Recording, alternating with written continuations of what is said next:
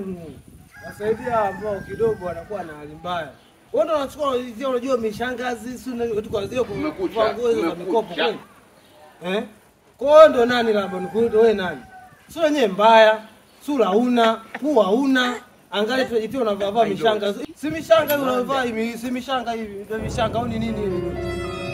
Hizo swali zenyewe no sasa utasema umejinyea. Cheki swali jinsi ilivyo. Nimeshuka mwana. Sasa maana yake nini sasa? Si brother. Wewe maana gani? Kuhusu maisha ya kweli sasa hivi ni kwema.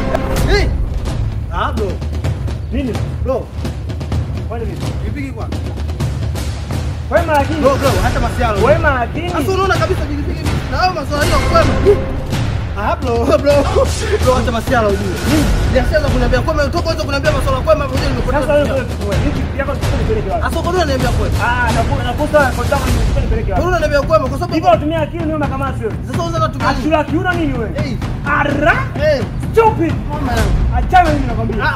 Unapo niambia unipe kwa hiyo. Achana sina unanifanya nini? Bro ndakupatia. Basi. Bro ndakupasua bro. Yaishi. Ile pale tikipita.